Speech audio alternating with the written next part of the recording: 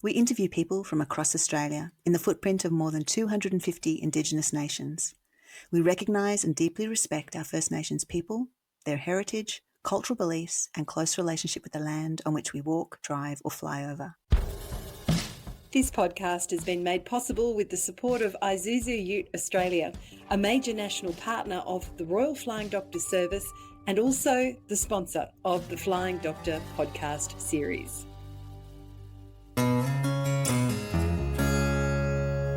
She says she just seen the blood, and at this stage I had laid on the floor because I had said to Sam I was feeling quite faint. I didn't want to sit up anymore, so I was now laying on the floor on the bath mat out front of our shower. She said she walked in and seen just the pool of blood surrounding me, and she thought that I was dead. Just turn around as quickly as we can. That blood pressure is not coming up. Unload the patient. Is it a big property? Still breathing okay at the moment. On a 493, understood, thank you. Put the stretcher back in, shut the door, and off we go again. This is the Flying Doctor podcast and I'm your host, Lana Howarth. Each week we fly to rural and remote communities across Australia and hear the stories of real life patients who've needed a call on the Royal Flying Doctor Service.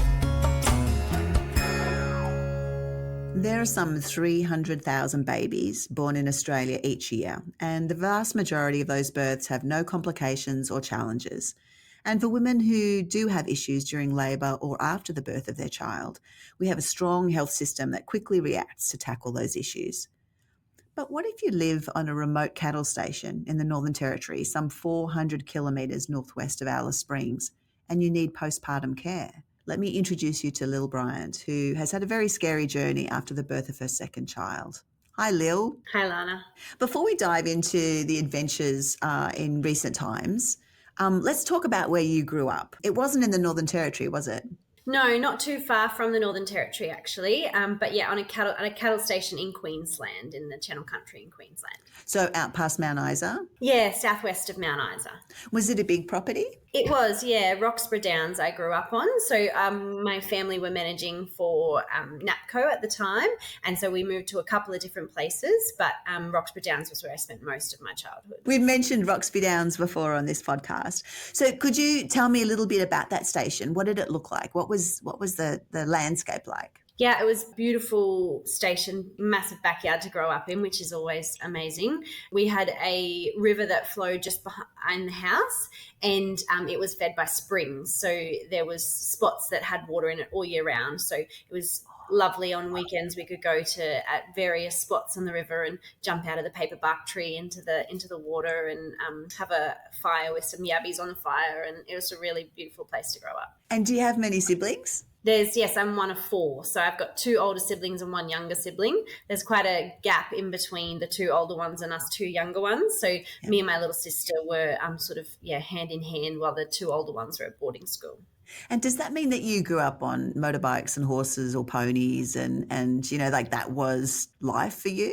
Yeah, absolutely. Yeah, we had push bikes that we were allowed to ride unsupervised, so we would just ride them everywhere. We'd go down to the dump or the old wool shed and we'd just go everywhere on our push bikes. And then when mum and dad had time outside of running a busy cattle station, they'd take us on our horses and on our motorbikes. And once we got a little Shetland pony and she was allowed to be in the homestead, well, we could go on her whenever we wanted. So we'd go out there in breaks between school and jump on her at smoke on lunchtime. And yeah, it was a really lovely life. Wow, that sounds idyllic, doesn't it? And School of the Air? Yep, School of the Air for primary school. And then start of year 8, I went off to Townsville in Queensland for boarding school and finished off schooling over there. What was that like? Yeah, it was challenging, definitely, but it has given me the closest friends. I've got friends now that are more like sisters. We sort of went through all stages of life together. You know, you go there and you're only 13 years old and then you leave and you're 17 and 18 years old and you've been through, you know, between us, some friends went through eating disorders, some families were going through divorces, some were grieving losses of siblings and other loved ones, and all of us living well away from home, you know, long way from our real family. And so it was challenging, but it gave me some amazing life skills that I still carry through to today. Wow, you know, it's really interesting that you mentioned that because we released an interview just last week about an amazing woman who similar to what you're discussing. She had gone to boarding school and she had developed an eating disorder, and she was a long way from home. And we talked about the challenges of overcoming that. Obviously, you're talking about the strength that you found or built or became part of your carriage as a consequence of being a long way from home. Do you think there's more pros than cons for sending kids off to boarding school a long way away? Yeah, absolutely. In this life, I can't speak for if you were living in town and you have the option of sending your child just down the street. I probably can't talk to that, but mum and dad could have kept me at home and I could have done homeschooling right through till the end of my schooling. But I hadn't experienced team sports other than, the sports camps that we did in primary school. I hadn't experienced what it was like to have to wait for, sitting in a classroom and having to wait for help because it was me and my little sister. So if we needed help, mum was there. She only had two of us. So I hadn't, a lot of those things that I hadn't yet experienced. I went to boarding school and I had to learn some hard lessons. There's 25 other kids in the classroom. And if you're sort of struggling, sometimes you just got to figure it out yourself. You don't have that immediate assistance. But then you go home at the afternoon and you don't have mum to help you with your homework. You just have to do it on your own, and you've got to get those assignments done. And you've got to build up that resilience to be able to get through it because you just don't really have any other options. Yeah. So did you then go on to university? I did, yeah. I had a gap year, and I went nannying on a cattle station outside of Charters Towers. Of course you did. I needed a break from study and a break from schooling as such. And I loved working with kids, and I knew that was the sort of path I wanted to take with study. So I thought, well, I love the bush and I wanted to kind of experience it in a different way. So, I went and nannied on a cattle station for 12 months, and I'm still very close with that family 12 years on now. They're obviously a lot older. Their kids are going through and actually at the same boarding school that I went to, which is a little bit ironic. Oh, wow. Yeah, but they're a beautiful family that I, again, learnt some more life lessons about my first sort of income and living away from home and school, and then all of the different things we need to learn as an 18-year-old. That was managing money and all that sort of stuff. Absolutely, driving on remote roads on my own. Dad had showed me from a young age the importance of checking the oil in the water and checking your tires, and I remember just being a kid and saying, oh yeah, whatever, Dad will do it for me. And then it gets to my own car and I'm like, I really do have to check these things and stay on top of it. So I did that for a year, and then I went to Townsville and I studied occupational therapy at JCU for 4 years. I still love OT, and I still have my degree. I'm still on the registration board, just non-practicing registration. And that's definitely a passion area of mine for sure. Wow. And then how did you come to meet your husband, Sam? After I graduated university, I moved out to Mount Isa, and I started working out in Mount Isa, originally at an Aboriginal controlled health service. So I was travelling to all of the Aboriginal communities in the Northwest District. And then I transferred over to the hospital at Mount Isa Hospital. And we had some mutual friends that we ended up both being the godparents to their son. And so we just became quite close friends then. And we were friends for quite some time before we sort of actually started our relationship. Okay, well, so now you're not in Queensland anymore. You're in Northern Territory. So how did you and Sam end up there? Sam he was doing 4 days on, 4 days off in the mines, and spending a lot of his 4 days off going contracting and working on stations in the district. And then he was taking some time off work and doing it, and it was more and more and more. And I said to him one day, I said, why don't we just do it full time? Let's just go to a station and give it a crack. And Sam was very cautious about that because he'd been in the mine since he left school and earned really good money, and, was very comfortable in the position he was in. But he said, well, you find us a job and then we'll talk about it. So I did, and we landed a position in the Kimberleys in WA, and off we trekked all the way from Mount Isa. We went, 2,400K or something, 2,600K across to the Kimberleys. And we were over there for a couple of years, and then, went and had our little boy in Queensland again, closer to family, our first son. And then we got the position over here at Mount Doreen in the Northern Territory, and we've been here nearly 3 years now. And, we're very, very settled. We love it here. So you're at Mount Doreen, and that's a really vast cattle station, isn't it? Like, in terms of size, I understand it's about 7,000 square kilometres. Is that right? Yeah. 1.8 million acres, around about that. So I think it's like 7,300 square kilometres, about that. Wow. Okay. And so you and Sam are there, you're managing the property? Yeah, correct. Yeah. And how many other people are there with you? Because two people are not enough to manage a massive cattle station. And I think you've got like about 15,000 head of cattle or something. So how many people are actually there?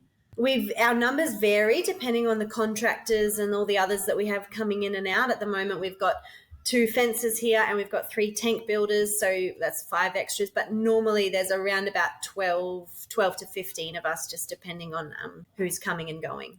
And you have your little boy Dawson, and so there's a nanny that helps out in that regard? Yeah, so I work full time. So and I kind of do a little bit of everything. I'm in the office. I do like the gardening and the outside stuff, and like getting rooms ready for guests and things like that. And then I also am just in the crew whenever I'm needed. I'd go out and help with some preg testing and drafting, mustering, whatever needs assistance loading trucks. I'm just sort of Sam refers to me as his backfill. So whenever there's someone that can't do something, Lil steps in. I was going to say Jill of all trades. I reckon that's way better than backfill.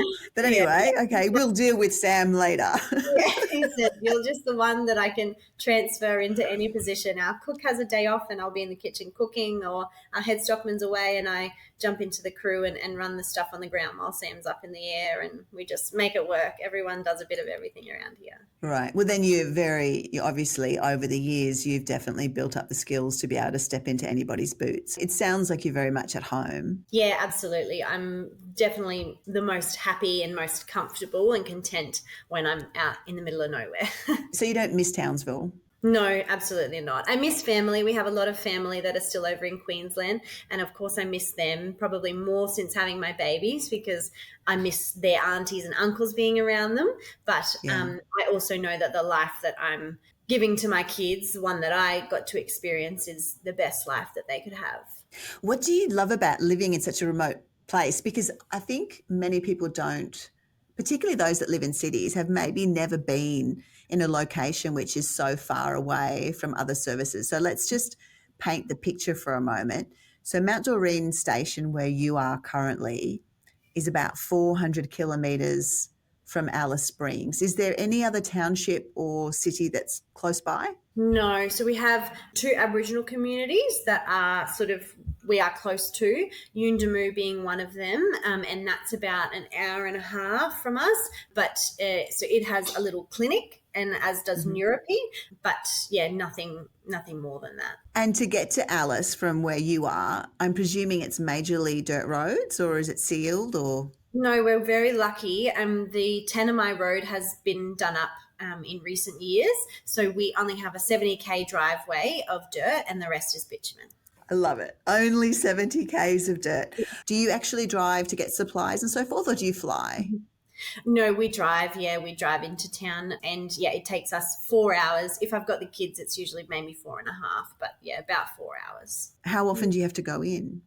We usually have someone doing a town run at least once a month, if not more often. We are lucky enough that there is a transport company who bring freight out to Neurope, one of the local Aboriginal communities. So every second Friday, we go across there, and that's about an hour and a half drive, so a 3-hour round trip. And that's to pick up groceries, our potty milk, those sort of regular things that we get once a fortnight. We can pick up from there through the freight company. But then there's a lot of things that we can't get sent out on freight, or things that become more urgent. So we have a town run happen usually around once a month, and someone will go in with a ute and get all sorts of things. We obviously out here, we are on gas with our oven, so we need gas bottles to be refilled.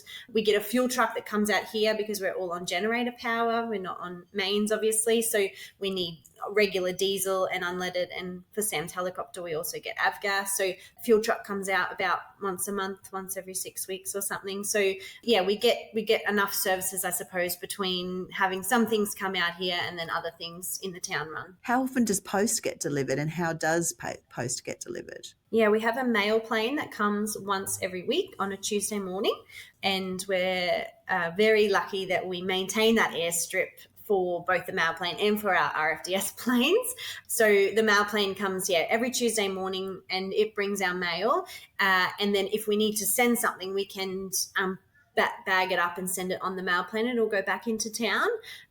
But we also, if you're ordering things online, you have to make sure that that can only come with Australia Post. So if they're coming with, a lot of places use freight companies, and that You just can't use couriers or no. So if you're ordering something, if it's not Australia Post, then you have to realize you have to wait till someone does a town run to go to the freight company and pick that up from town. Right. Well, that means you must buy a lot of things in bulk, and you must really plan and be organised and efficient. What about fresh fruit and veg? Do you end up trying to grow your own as much as possible? Because if you're only doing runs once a month, that's not a lot of fresh fruit and veg. Yeah, so the fruit and veg can come out once a fortnight on the freight company. They have a chiller truck, so we're very lucky. We get so we usually get 20 kilos of potatoes a fortnight, and those sorts of things. We can get that in bulk, and they last quite well. But we also do have a veggie garden and an orchard out here, so we try and I'm not much of a green thumb, but we are working on keeping plenty more alive than we were when I first got here.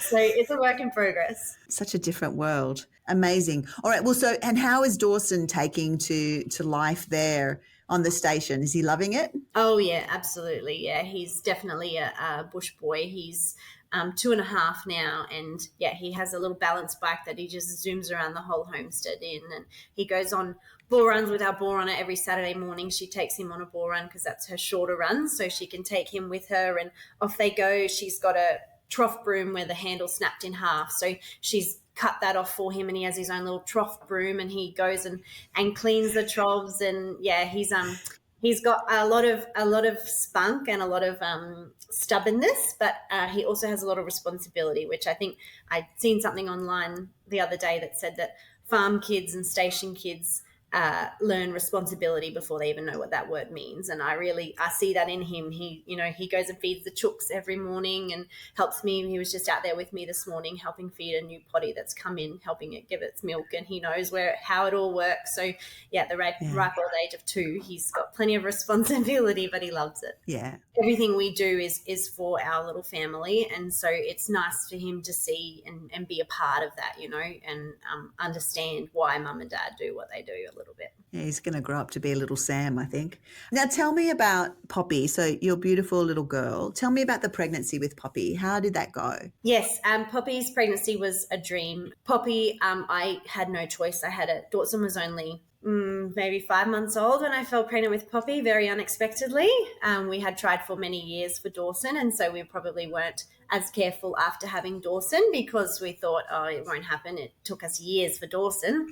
But she was a very welcome, beautiful surprise. So I had a little toddler running around for my whole pregnancy that I had to keep up with. So there was probably not really much choice but to just keep going for my pregnancy with her. And obviously we were here at Mount Doreen, and I was working full time right up until the 38-week mark when I went into Alice Springs for set down, they call it, I think, to wait to have her.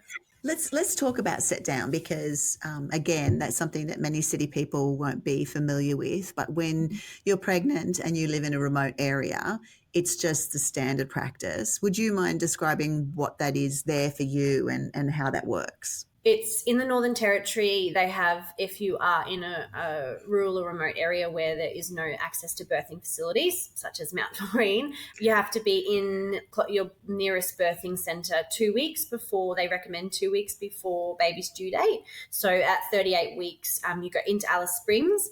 Patient travel can assist with some of the accommodation costs, but otherwise, you've got to find your accommodation in town and just sort of sit and wait for a baby to be born. And obviously, so I was very lucky we had our nanny, so I took her with me with Dawson. We were also lucky enough that we had a house in town that our company owner actually owns, so we were able to stay out there and wait for baby to come. Okay, great. And I hope you didn't have to wait too long. No, it's something also that is hard to, even when I've explained it to my friends about that waiting process, it's very hard.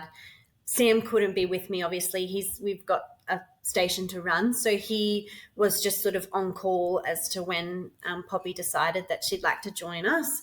that waiting is really, it's a mental battle, just being like, I'm literally waiting for a baby to come and I'm not at home. Friends would say, oh, but, just relax, like, just chill Relax, out. watch Like, Netflix. like, I'm away from home. This is not relaxing. Like, I'm just sitting here waiting for this baby to come. So we actually decided to get induced the day of Poppy's due date, because even with the risks associated with that, I spoke to my midwife and just said, for my mental health, I understand the risks of being induced, but for my mental health, I'm a long way from home, and my little boy is stuck in town. He is not used to being in town. And so we chose to go and get induced the day that Poppy was due. How did that labour go? Yeah, there was just a little, I had a small bleed after I had her, but nothing, I didn't need to go on, like, didn't need to have any iron tablets or anything like that. They said it was all just quite run of the mill. It was very quick labour, and we were discharged in a normal time frame. She was just a big baby, so we had to stay a little bit longer for an extra glucose test. But everything was really smooth sailing. Great. So you must have been relieved to head home. I was. It was Mother's Day, actually, the day that we drove home, and I was like, there is no better gift to me than being able to head home. So we packed up, and our nanny drove Sam's car home, because he had obviously driven in at a later stage for Poppy to be born. And then, our nanny drove that car home, and Sam and I and the two kids did our first drive. Poppy slept the whole way, other than me waking her up to give her a feed halfway home. Oh, that's great. So you got back home and you're there with Poppy and Dawson and Sam and the nanny and the whole clan. How were you feeling? I was feeling great. I actually have my mother-in-law visiting here at the moment, and we've reflected, because it's about 12 months since I first got home and everything. And my mother-in-law said that she recalls me sending her a text message. I'd been home for 24 hours, and I had texted her and I had said, oh my God, my bleeding has already stopped, because with Dawson, as most women do after you have a baby, the bleeding carries on for a couple of weeks or months after babies. And with Poppy, she was not even a week old and my bleeding had stopped. And my mother-in-law has just sort of remembered that I had texted her and said, yeah, I'm feeling really good. Like, I'm not bleeding anymore. I feel great. That's great. And so when did something sort of indicate that maybe something wasn't quite right? The middle of the night, I woke up to give Poppy a feed. She was in the bassinet, obviously, beside the bed, and I had felt 100% fine leading into this. Like I said, the bleeding had stopped completely, and I was feeling great. And I sat up in bed because I could hear her starting to squawk beside me. So I sat up in my bed to feed her, and as I sat up, I felt a massive gush. Sam was obviously asleep beside me, and I just sort of was like, oh, something's not right here. I got out of bed, and as I got out of bed and stood up beside the bassinet and beside the bed, I could just feel the gush running down my legs, and my pants were soaked, and I thought, I need to get to the bathroom quickly. My first thought wasn't blood. It was actually that maybe it was urine or something, and I'm thinking, oh, this is just, something is not right. And I got into the bathroom and switched the light on, and I just seen the red everywhere. And as I pulled my pajama shorts down to sit on the toilet, I felt it was almost like another placenta was coming out. There was a very large something, which I've come to realize was probably a clot, come out and just splash into the toilet. And then it just started, I was just running like a tap.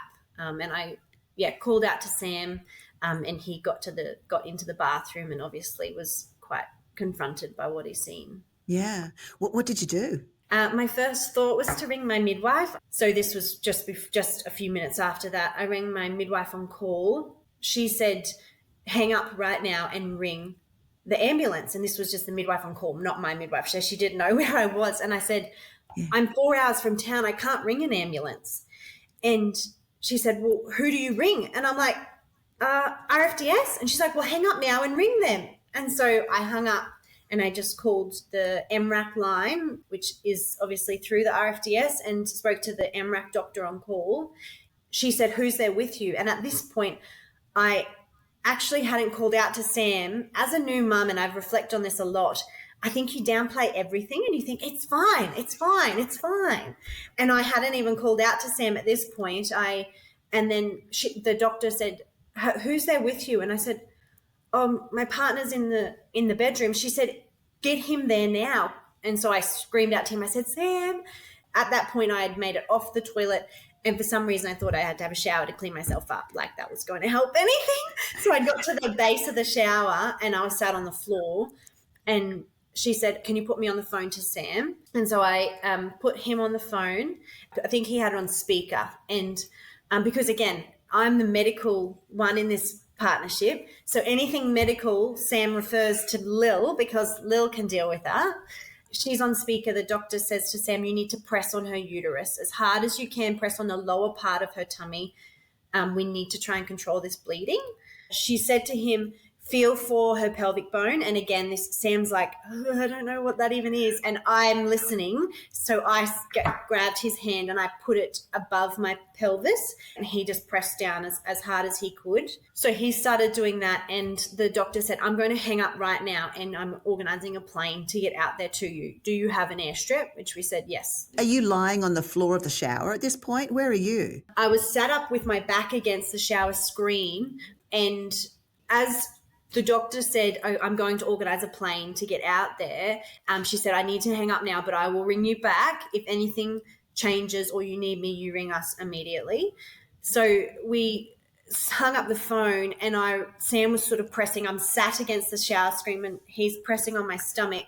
And I think from a mix of a couple of things, I suppose, going into a bit of shock, losing the amount of blood that I had lost, I started shaking and I was it was almost like I'd started freezing. I felt like everything was I was so cold and I couldn't control. I was just shivering and shaking. Yeah. And Sam was saying to me, calming me down and saying, take a deep breath, like they're coming, you're going to be okay. We're going to get through this. He said, he's holding onto my stomach and he said, what do you need? What can I do? And I said, I need Beck. And that was our nanny because my first thought was my kids, like Dawson's going to wake up in the middle of the night and then his mum and dad are going to be not able to help him. And Poppy had woken for a feed. So I knew she had luckily settled herself, but at any moment she was going to wake again and need a breastfeed. So I said, I need you to get Beck. And so my phone luckily was right there beside us. So he tried ringing Beck. She didn't answer. And I said, well, I need someone, ring Terry. And Terry is our ball runner and also lovely friends of ours, Tim and Terry. They worked for us in the Kimberleys and then followed us here. Yeah, I said, well, you need to ring Terry. So he tried ringing Terry and she recalls that she heard her phone ringing and looked at the time and seen it was about 12:15 and thought, oh, he must be up with the kids and he's butt dialed me or something. Oh, no. And then so he immediately rang Tim, her husband, and when she seen that he was ringing Tim's phone, she realised that something was happening. So she answered that and all he said was, I need you to get to the house right away, please. Yeah, she just got dressed and come straight over to the house.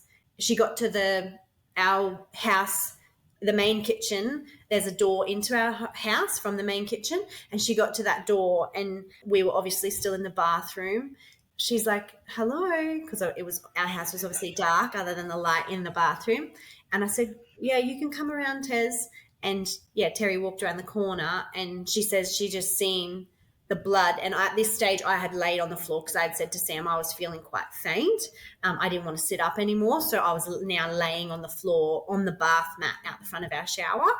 She said she walked in and seen the pool of blood surrounding me and she thought that I was dead. She looked straight at my face to actually see that. Oh my gosh. Because she just seen the blood and she instantly thought, oh, she's dead. She just said to Sam, what do you need? He said she needs Beck. She wants Beck here. So Terry went straight out to our carport and got in our buggy and she roared down to the girls' quarters. And Beck says now she could hear the buggy coming. That's what woke her up because Terry was just run the buggy as fast as she could. And yeah, Beck jumped in the buggy and they brought her back up here. So once Beck was here, I definitely remember feeling a lot calmer because I knew I was so anxious about my kids. Once Beck got there and Terry was there, we had the phone there right beside us ready, waiting because the doctor had rung back once to check in in the midst of all of this. She had said to Sam, I need you to put a pad on Lil so we can see how much blood she's losing. And Sam said, it's no point. It is running out of her as if I've turned the garden hose on. There is no, I'll put it on and it will be full the second that she has it on. So that was sort of left at that stage. But once the doctor had rung back and Terry and Beck were there, Beck was organising me a bag, knowing that I would have to get on the plane. So she was getting some clothes ready for me and for Poppy. Terry had subbed Sam out and she was holding onto my stomach. And Sam had Tim, Terry's husband. The RFDS had emailed Sam the nighttime landing procedure. So Tim and Sam were coordinating what had to happen to get our airstrip ready for the plane to land at night. I say all of this like it was happening sort of, in the space of half an hour, but it was hours. I think from when we called just after midnight, I was on the plane leaving here about 3 hours later. So there was quite a period of time where I'm very, very grateful that there was other people here. It takes a village. It absolutely takes a village. Have you seen any of our 7 large RFDS flight simulators as they move around Australia, attending school, community or field days? Each is being towed by an Isuzu D-Max Ute or MUX SUV, courtesy of Isuzu Ute Australia. Reliable vehicles are imperative in the harsh Australian outback, and the Isuzu D-Max and MUX vehicles are the perfect match for the long-distance heavy towing demands of these simulators right across Australia. Obviously, you've got a runway that has to be lit, and I presume that they either had LED lights or some other way of lighting up that runway so that the flying doctor could land at night. Yeah, so we actually just used toilet rolls and paper towel and soaked them in diesel and lit the airstrip up with that. Yeah, so Tim waited at the airstrip and the RFDS called on the radio when they were, I can't remember how far out, but they were, getting close to here, and Tim went along and lit it all up. And they said that they could see it from a couple of miles out, that airstrip. So it did its job. And how were you faring during this period? Like, I'm presuming, because when you lose a lot of blood, you start to feel really tired and just want to go to sleep and get very, very, very cold. And so what was happening to you? Yeah, so I didn't leave that bathroom floor mat where I was. I couldn't sit up. Poppy did need a feed in this, and I'm very grateful. The day before we had come home, I'd gone and seen the lactation consultant at the child health with my midwife because I was worried about Poppy's latch. So I had gone and seen her, and she had actually spoken to me about breastfeeding in a reclined position so that through the night, if you don't want to properly wake yourself up as such, you can just pop her on the boob without having to sit up and wake yourself up. So I had literally just learnt how to do that. So while lying on the bathroom floor, I got Beck to actually position. I couldn't hold Poppy. I was feeling so weak, but I was able to get her, Beck put her on my boob, and I could breastfeed her laying on the bathroom floor. And then Beck just put her back to sleep, and she was sleeping in her crib. She's, was a week old at this stage. So she sort of was very happy to be just sleeping and having boob and then going back to sleep. Dawson didn't wake through any of it, thankfully. He just slept on through with all of the noise. The last thing you want is a 2-year-old seeing all of that. So that's really good. How did they get you from the bathroom to the plane? Yeah, so we're about 5 to 6K from our airstrip, our homestead. So when I was on the bathroom floor, and like you say, I was freezing after losing the amount of blood. I just couldn't. We have heat lamps in our bathroom. I had both of them on, and Terry was just profusely sweating, leaning over me, trying to hold onto my stomach because she was so hot, but I just couldn't get warm. They had brought doonas. I had towels and doonas all wrapped up, and I said to Sam at one point, it had been maybe, I don't know, somewhere between an hour and 2 hours since I had first started bleeding. And I said to Sam, I think it's slowing down. And Sam didn't tell me until well after the fact, but he said it wasn't slowing down. I just kept kicking more doonas and towels into the pool of blood that just kept coming, leaking out from you. There was just, it was not slowing down. It was just, there was more there to soak it up. And I constantly kept putting all of the towels that we had in our linen cupboard were just being pushed in beside me because they just didn't want me to see the blood that was around me, I suppose. Sam came to me and said, the RFDS are nearly here. We need to get you to the airstrip. We'll carry you. And I was like, no, I don't need to be carried. I'm all right. Let me get up. And I went to get on my knees and I just felt like jelly. And I was like, okay, no, I'm not. So Beck, our nanny, was like, the office chairs, let's get an office chair. So we have tiles all through our house. So she went and got an office chair and put that at the bathroom, and they lifted me onto the office chair. And I remember saying to Terry, I'm going to pass out. Just hold my head. You just need to keep me from falling off this chair because if I hit my head on the tiles, we're in trouble. Hold my head. She said I did pass out a couple of times between like going from the bathroom into at where the car was parked. But then when we got to the edge of the house, like the outside door to go into the carport, there's quite a lip and there was no way there was a chair going to get over that. So I actually just sort of slumped down to the ground and I knew I couldn't. Sam would have probably been able to scoop me up and carry me through that doorway, but I knew that it would be quite difficult for more than one person to get through there. So I sort of just crawled, snailed my way across that door frame and got to the edge of the car, which was maybe 1.5 meters, 2 meters. And then Terry and Sam scooped me up and put me in the front seat.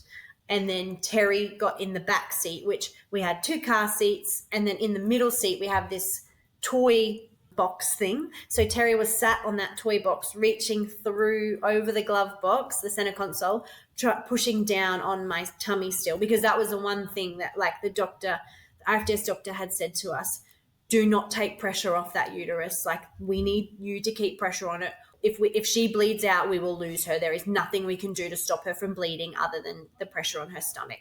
And so Terry had heard that on speakerphone, and that was her one thing. Like there was no taking her off my tummy. Like that was the one thing she made sure. As Sam was pushing me in the office chair, she was walking along beside me, keeping her hands on my stomach. That was her one thing that she thought that's one thing I can do to try and keep you alive. So I'm going to, make my effort to do that. Did you think to yourself, oh my gosh, maybe I'm not going to make it? Yeah, I did. And I remember probably in the moment, there was so much adrenaline and everything else pumping that I was just thinking about just get to the next 5 minutes, and I kept thinking about milestones. Like the RFDS doctor kept saying, I'm going to call you back in 10 minutes and check in. And I remember thinking, just get to that next phone call. The next thing would be, Sam would say, I'm just going to go out and help Tim fill up with diesel, but I've got my phone. If Terry or Beck need me, I'll be back. And I remember just thinking, just wait till he gets back. Just wait till Sam's here again. And I just kept going through those. But when I got in the car and I had to leave Dawson behind, we obviously took Poppy with us.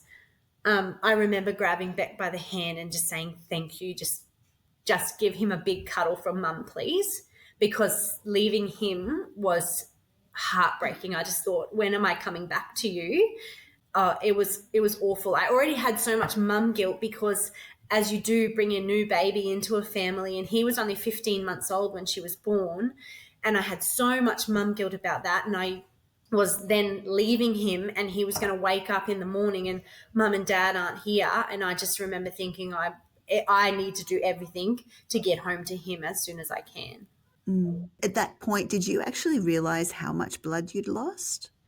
No, at that point, no. It wasn't until probably a week later when I eventually got sent to Adelaide that I probably realised the scary situation that I was in, I suppose. The gravity of the situation.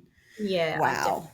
Yeah. So do you remember getting to the plane? Yeah, absolutely. We got to the airstrip, and I remember as we were driving through the gate into our airfield, the plane landing, I sort of was on the passenger seat, reclined slightly, and like I said, Terry's pushing on my stomach. Sam was driving and he had Poppy with him, and Tim was already there because he'd been there to light it up. And I seen the RFDS plane land, and Sam grabbed me by the arm. He said, they're here. You're going to be all right. Like that was the whole car, all 3 of us were just like, okay, like it's time now for someone else to keep me alive. It didn't have to rely on Sam and Terry to be doing this life-saving treatment now. Like, as soon as that plane landed, that relief was just massive. Wow.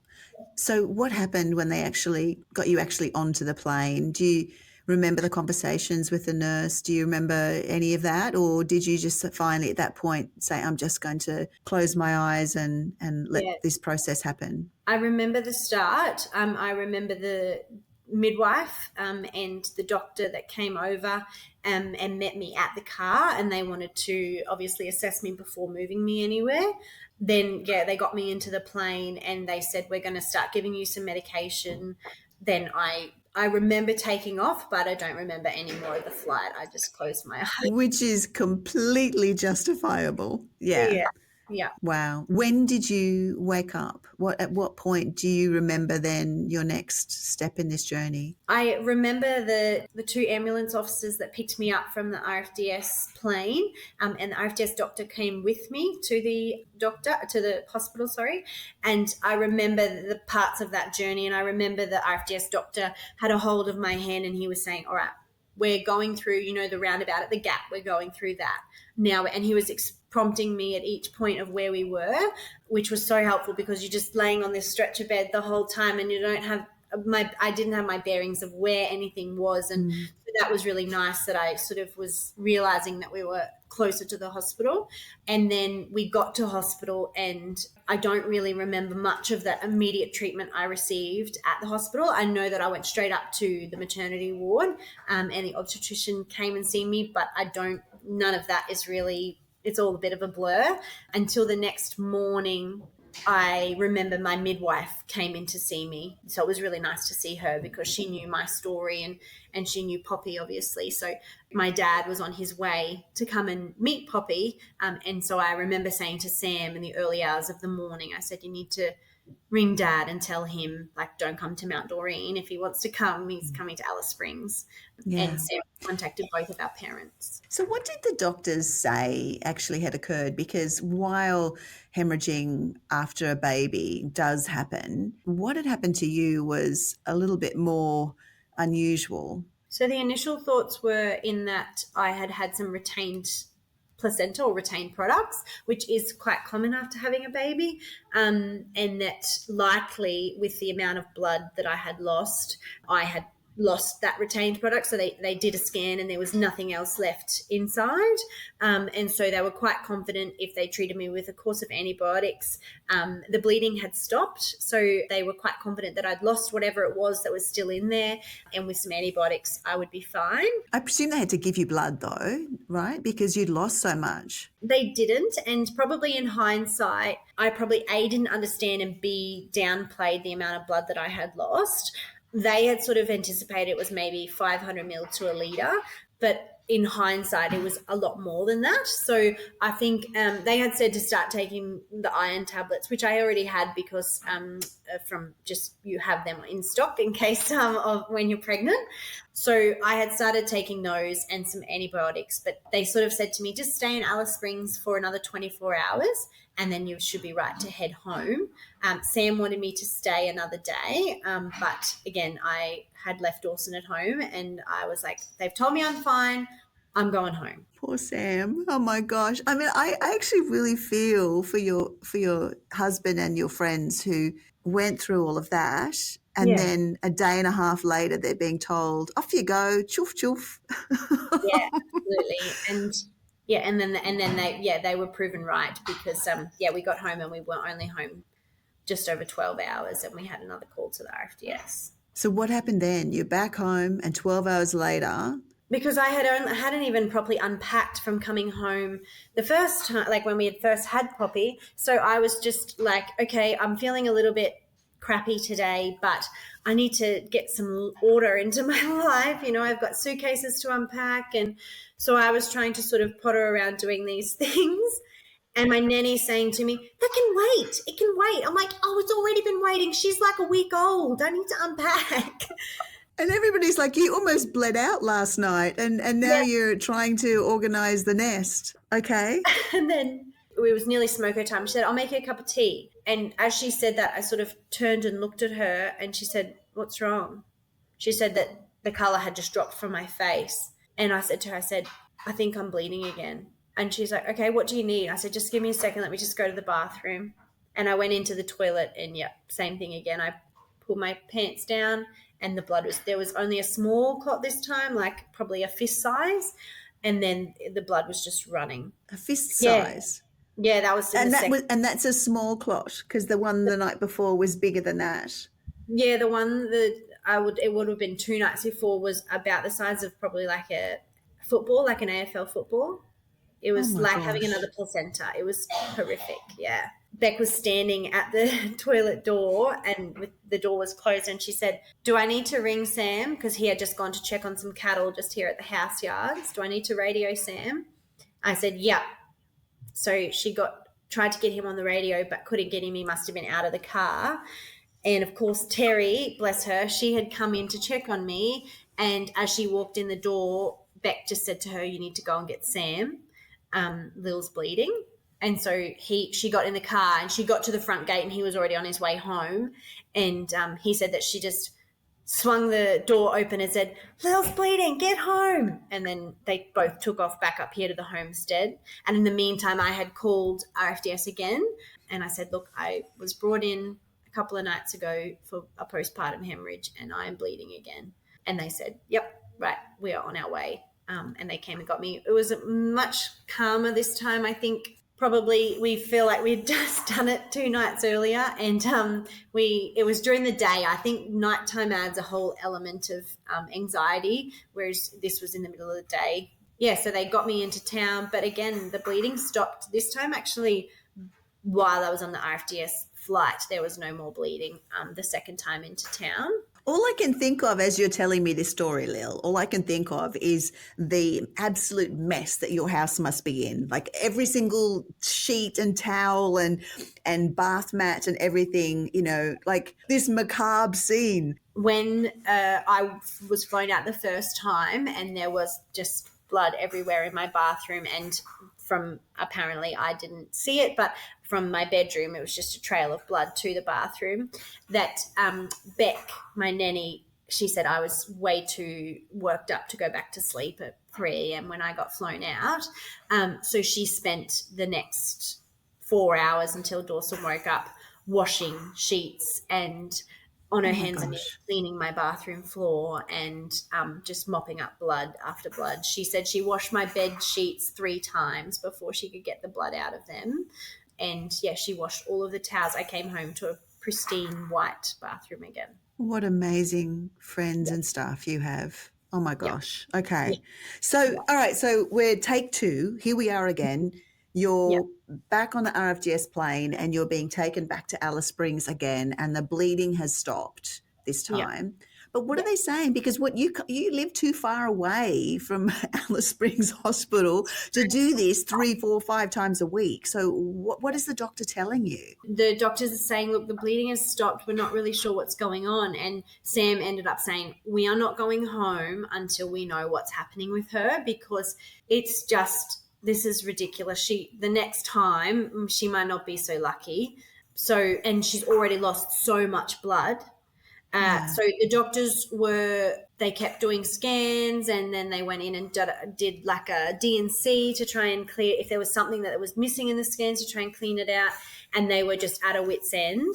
But the bleeding had stopped, so they were quite comfortable. They were like, it's just a wait and see. And then sure enough, I had a 3rd bleed in hospital. I had like between 5 and 700 mil of blood sitting in my uterus ready. Just when they did a scan, they just seen it was just full of blood again. It was actually one day I'd been in town again another couple of days. I think I'd been there 3 or 4 days at this stage. And they said to me, Sam had to come back out here to the station. Work goes on. Stations don't stop because you've got an emergency. Yeah. I was stable, so he felt quite comfortable, and I felt comfortable with him. He was left Alice Springs at 4 a.m. in the morning, got home here, drafted for a few hours, and he was going to be back in town by, early mid-afternoon.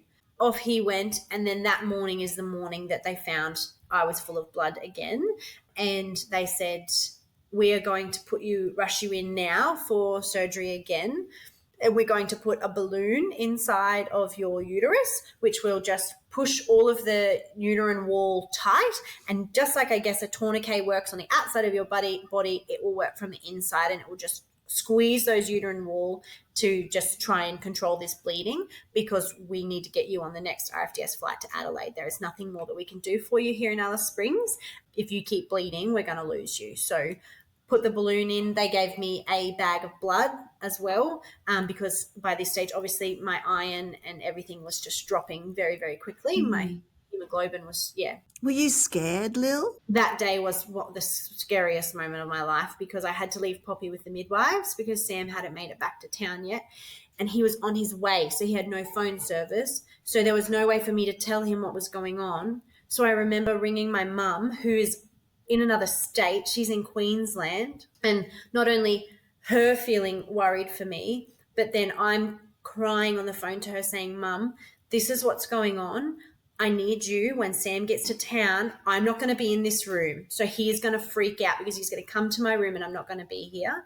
I need you to tell him what's going on so that when I come out of surgery, the midwives have got Poppy. So you need to tell him, go and see the midwives and they can give Poppy to him. That I was so frightened, and I remember I was just crying and crying and crying, and I got into the operating theatre, and the beautiful obstetrician gynecologist in Alice Springs squeezed my hand and she said, Lil, we are taking care of you. You will be all right. You will be back with Sam and Poppy in no time. Going to sleep, that was the scariest time, because I couldn't talk to Sam before I went under, and I had to leave Poppy behind with the midwives on the ward, and I felt so lonely and so frightened. Very, very grateful for all of the staff at the Alice Springs Hospital. They were all so accommodating. I felt so comfortable leaving Poppy with the midwives. We'd formed quite a relationship with a couple of the midwives, obviously after having Poppy there and then being back and forth a couple of times. So I'm very grateful that I did have, the support from the staff there, the doctors and the nurses, etc. But yeah, it was a very, very isolating time, that's for sure. Yeah. And so Poppy's still not even, how old is she? She's just a week and a half old? Yeah, a week and a half old at this stage. A week and a half? Yep. Very, very, very small little baby. Trying to establish breastfeeding when my body's just trying to keep me alive, let alone thinking about producing breast milk. It was hard. That's very hard. So did the surgery work with the balloon? Did that actually stop the bleeding? It did, yeah, amazingly. So my hemoglobin and iron were still dropping though. So they had given me the bag of blood, and then as soon as I got to Adelaide Hospital, I got another bag of blood and also a bag of an iron infusion. Yep. So I got a blood transfusion and an iron infusion when I got to Adelaide as well, because those numbers were still dropping as I arrived there. But the actual bleeding itself, the balloon settled that down, and then Adelaide took that out, and they did a lot of tests while I was in hospital, and they had a lot of higher executive meetings. A lot of people poking and prodding and asking questions. And what did they conclude in the end? Yeah, so eventually they concluded that it was all hormonal. So my estrogen, after you have a baby, your estrogen is meant to have another spike after you have a baby, and my estrogen did not have that spike, which is very, very rare. And the senior obstetrician in Adelaide had seen it one other time in her whole 25-year career. Wow. So what that meant was my uterine lining, like when we have every month when females have their period and your uterine lining collapses, that's when your estrogen starts to fall. But because my estrogen never peaked up again, my lining was not holding. So as soon as my uterine lining was starting to build, it was then collapsing. And that was what was appearing as a hemorrhage, because it was just that lining would collapse, and that's why the bleeding would stop, because once my lining had collapsed, there was nothing left to come out, so the bleeding would stop, and then it would obviously start again once the lining had started to build up. And then oh my gosh, so how do they solve that? Just give you estrogen? What do they do? So a high dose of the contraceptive pill, which a high estrogen dose, and I stayed on that for a couple of months. That's obviously got a lot of risk factors associated with like stroke and different other things pulmonary embolisms and things like that. So that was not a long-term solution, but that was just we need you to stop bleeding, because if you keep bleeding, we're going to have a whole nother issue. And I had to be on regular iron tablets as well. And I'm very lucky I've got ample access to red meat out here, so that helps the iron situation. But yeah, then once I'd been on them for a couple of months, I kept being followed up by the team in Alice Springs, and they then decided, once I was sort of, my iron and everything had leveled out again, that I could stop taking that tablet, and I've transitioned to a Marina, which is again high, giving me that constant sort of estrogen. But yeah, so I'm feeling very healthy now, and yeah, no ongoing complications. Hey, thanks for listening to this episode, and thanks again to our sponsor and major national partner, Isuzu Ute Australia. Isuzu Ute is committed to supporting the communities in which the RFDS operates. To learn more, search Isuzu Ute online. Does that mean that's the end of family development at this point? Yeah, There's no more expansion that's going to be happening at this stage? No, I don't think so. It was a lot of talk when I was unwell and in Adelaide, in Alice Springs and in Adelaide, that if I bled again, that they would be doing a hysterectomy, which I hadn't even turned 30 at that stage. So that was quite traumatic to sort of be having a conversation with Sam about the possibility of having the choice of any more children being taken away from us. But we both agreed that, and one of the doctors in Adelaide spoke to me about the fact that, we have 2 healthy babies and I need to be here for them. And if I have another bleed, there is a likelihood that I won't be here for them. So if a hysterectomy would save my life, then of course we weren't even questioning that. Yeah, I suppose it's just, we now have both sort of agreed that the trauma around that, as much as the doctors have all said that it didn't happen with my first baby and I could have another 30 babies and it never happen again. You never know. And, yeah, that's right. And as they say, you've got 2 beautiful children, healthy, and a wonderful family, and you're back there on the cattle station. Has all of this changed your perspective on life at all? I mean, it's a fairly traumatic thing that you've been through. Has it changed the way you look at life? Yeah, I suppose it's just I just now constantly think, life is too short to take anything for granted. I have soaked up the time that I have with my kids more than I probably ever imagined I would. Every moment I get to have with them, I'm taking it all in.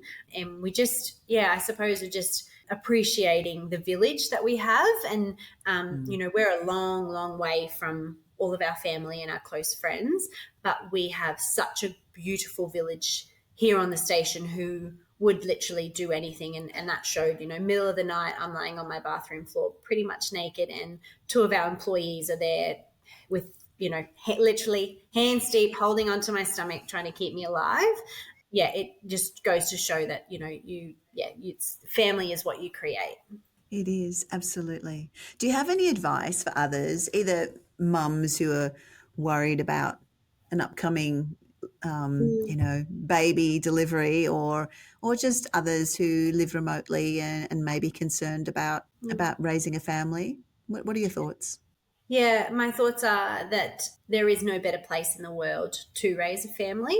And I think always know that there is help out there. We're very lucky here in the Northern Territory to have GP hotlines and the MRAC and RFDS hotline where we can ring any time of the day or night and get medical advice right then and there. Don't be afraid to call those people. They're sitting there working anyway, and they've always said to me every time, like, please call us. Like, we are here anyway. We'd love to actually be helping someone while we are. So I think if you've got any ounce of doubt or worry or concern, like, call the people who can alleviate those concerns or do something about it if it is something that needs actioning. But also just still enjoy life. I've had quite a few people who have asked if this whole experience has changed my perspective of living remotely, because I do have 2 young children. And of course, access to medical help is not just around the corner, but I say, well, the positives outweigh all of that. The fact that, you could be living in town and go camping one weekend and not actually have awareness of the support you can get in a remote area. I live out here and I know that at the drop of a hat, if something happens, I can call the RFDS and they are not only here as quick as possible, they're giving me the medical help over the phone that will ensure that my kids and my family are safe. So I think there's going to be risk to every, you could walk out on a Sydney street and get hit by a car then and there. At least out here, my kids are living a very, very happy, fulfilled life. Absolutely. I think you're living the dream. I think so. Yeah. Yeah. Yeah. Thank you so much for walking us through your journey. I'm so glad that you're well and you're alive. I'm so glad that you're alive. I'm so glad that you have this amazing village around you and that they were able to do what was needed to both keep you alive and to get you to care. And I'm glad that the health professionals all the way along to Adelaide even were able to get to the bottom of what was going on and sort it out. And that you've got two beautiful kids there that are running barefoot in the dust and having a lovely time. That's exactly what you need. Yeah. No, we're very blessed, very blessed. Yeah, free range kids. Absolutely. Yeah, very free range. Sometimes a little too much. Thanks so much, Lil. No worries. Thank you, Lana. Thanks so much for listening. If you enjoyed this episode, please share it with family and friends and subscribe and follow, and then you'll never miss the next adventure. For all the details on how you can share your story with us, join our Facebook group and donate to the Royal Flying Doctor Service. Check out the show notes for details. The Flying Doctor podcast is recorded on Ngunnawal land. It's produced by Sophie Campbell, edited by Mandy Coolin, and I'm your host, Lana Howarth. Catch you next time. With over 120 episodes, you can listen to more incredible Flying Doctor Outback adventures whenever you like. New episodes are released every week, so tune in next time to hear another unmissable Australian story. This is the Flying Doctor Podcast.